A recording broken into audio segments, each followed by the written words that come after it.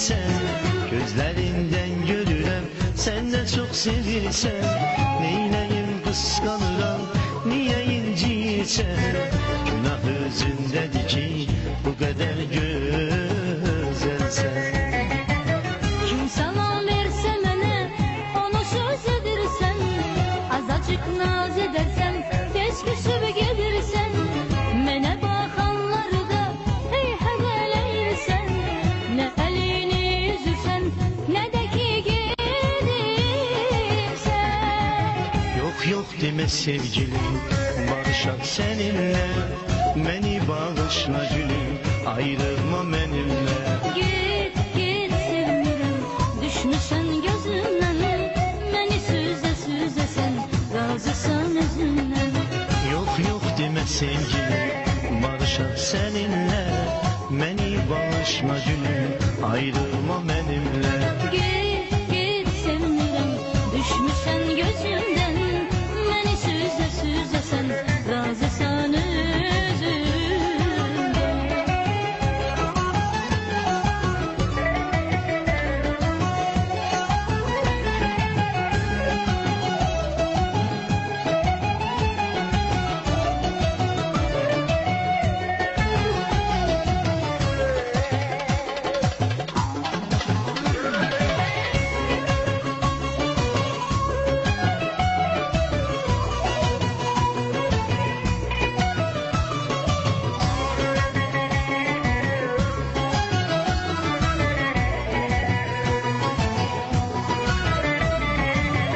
Seni çok sevirəm, ey gül üzlü yarım.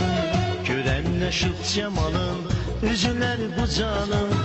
Az qisas al yazıram, tökmə qaş qabağım. Yeter artık gözlerin bir olsun ağlam. Elə bir tökmə mənə, inanan deyiləm. Elə bilmə yenidən, üzünə gülərəm. Gözün onda bundadır, səni mən bilirəm. Dağ çəkmisən sinəmə, onu da bilmərəm. Yok yok deme sevgilim, barışak seninle. Beni bağışla gülüm, ayrılma benimle. Git git sevmirəm, düşmüsən gözümdən. Məni süzə süzə sən, razısan özündən. Yok yok deme sevgilim, barışak seninle. Beni bağışla gülüm, ayrılma benimle. Git git sevmirəm, düşmüsən gözümdən. Məni süzə süzə sən, razısan özündən. Yok yok deme sevgilim, barışak seninle. Beni bağışla gülüm, ayrılma benimle.